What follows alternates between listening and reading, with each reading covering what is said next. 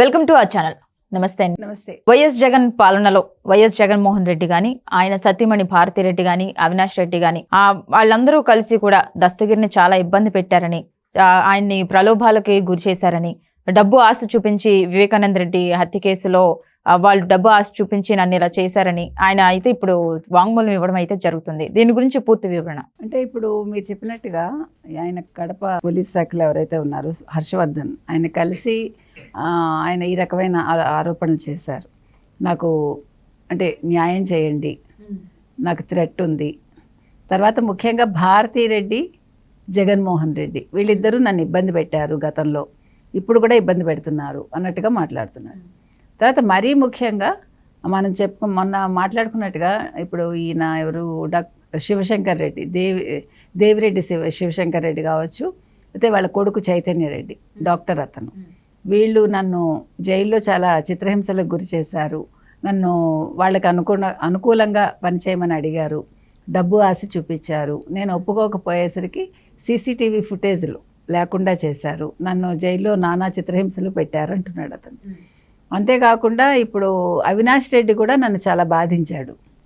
అంటే వివేకానంద రెడ్డి హత్య జరిగాక ఎప్పుడైతే దస్తగిరి అప్రూవర్గా మారారో అతను చాలా వ్యాఖ్యలు చేస్తున్నారు, సంచలన వ్యాఖ్యలే చేస్తున్నారు ప్రతి విషయంలోనూ. ఇప్పుడు వివేకానంద రెడ్డి హత్య కేసులో ఆయన అప్రూవర్గా మారడం అనేది ఇప్పుడు మింగుడు పడని విషయం. ఎవరికి? భారతిరెడ్డి కావచ్చు, జగన్మోహన్ రెడ్డి కావచ్చు, అవినాష్ రెడ్డి కావచ్చు, శివశంకర్ రెడ్డి కావచ్చు, చైతన్య రెడ్డి కావచ్చు. ఎందుకంటే ఇప్పుడు మొత్తం కేసు అంతా కూడా ఇతని మీద ఆధారపడి ఉంది. ఇప్పుడు అప్రూవర్గా మారాక ఇతను మొత్తం వివరాలు ఇచ్చి ఉంటాడు కదా, నిజాలన్నీ చెప్పేసి ఉంటాడు, రికార్డ్ అయిపోయి ఉంటాయి. కాకపోతే ఇప్పుడు ఆ కేసు ఎంతవరకు ముందుకు వెళ్తుంది అనేది అక్కడ ఆగింది. ఇవాళ మనం ఇంతకుముందు మాట్లాడుకున్నట్టు ఇతన్ని అసలు డబ్బు ప్రలోభాలకు గురి చేశాడు ఎవరు? చైతన్య రెడ్డి. ఇతన్ని దస్తగిరి ఎప్పుడైతే ఒక 3 నెలలు కడప జైలుకి వచ్చాడో అప్పుడు అక్కడ జైలర్గా ఉన్నది, అంటే జైలుకి అధినేతగా ఉంది ప్రకాష్ అన్న అతను, ఆ సూపరింటెండెంట్ ఎవరైతే ఉన్నారో అతని ద్వారా చైతన్య రెడ్డి ఇష్టారాజ్యంగా అక్కడ ఉన్నాడు. శివశంకర్ రెడ్డికి సకల సదుపాయాలు సమకూర్చారు, ఫోన్లో అతనికి ఇవ్వడం కావచ్చు, ఇంటి నుండి భోజనం రావడం కావచ్చు, అతను జైల్లో చాలా సుఖభోగాలు అనుభవించాడు అనేది తెలుస్తుంది మనకి, రాజభోగాలే చెప్పాలంటే.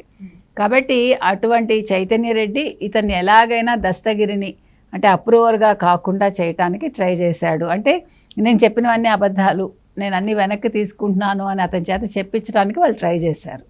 అయితే ఇవాళ కూడా అతను నిన్న దస్తగిరి ప్రెస్ మీట్ పెట్టి చెప్పింది ఏంటంటే, ఇప్పటికి కూడా నాకు థ్రెట్ ఉంది, నన్ను కాపాడండి, మొత్తం ఈ విషయాలన్నీ బయటకు తీయండి, ముఖ్యంగా కడప జైల్లో ఉన్న సీసీటీవీ ఫుటేజ్ ఏదైతే ఉందో దాన్ని వెలికి తీయండి అని అంటున్నాడు. దానివల్ల మీకు నిజానిజాలు బయటకు వస్తాయి, వాళ్ళు నన్ను ఎన్ని చిత్రహింసలు పెట్టారో మీకు తెలుస్తుంది అని అడుగుతున్నాడు. అది నిన్ననైతే అతను ప్రెస్ మీట్ పెట్టింది. మరి ఇతను ఇప్పుడు అడిగినట్టుగా ఆయనకు థ్రెట్ ఉంది కాబట్టి ఆయనకి ఇప్పుడు సెక్యూరిటీ ఇచ్చే అవకాశం ఉందంటారా?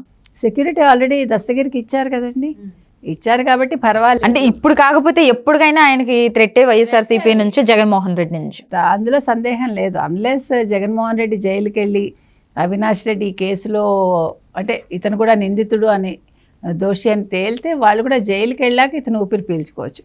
అంతవరకు అసలు మామూలుగా అయితే అసలు ఈ పార్టీకి అసలు దస్తగిరి ఉండేవాడండి, కానీ అటువంటి అవకాశం లేకుండా ఉంది కాబట్టి వాళ్ళు ఎదురు చూస్తున్నారు అంతే.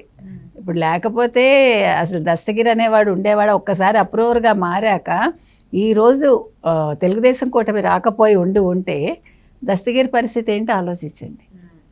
ఈరోజు తెలుగుదేశం కూటమి వచ్చాక ఎంతోమంది ఊపిరి పీల్చుకుంటున్నారు. ఎస్పెషల్లీ అప్రూవర్గా మారిన వాళ్ళే కావచ్చు, లేకపోతే అనుకోకుండా కేసుల్లో ఇరుక్కున్న వాళ్ళు కావచ్చు, తెలుసో తెలియకో తప్పు చేసిన వాళ్ళు కావచ్చు. ఈరోజు ఓకే మేము తప్పు చేశాము, ఒప్పుకుంటున్నాము, మాకు అంటే తక్కువ శిక్ష పడేలా చేయండి, లేదు మేము నిర్దోషులం, మమ్మల్ని బయటికి పంపించండి అని అడుగుతున్నారు. కాబట్టి దస్తగిరి అడిగిన దాంట్లో చాలా న్యాయం ఉందండి.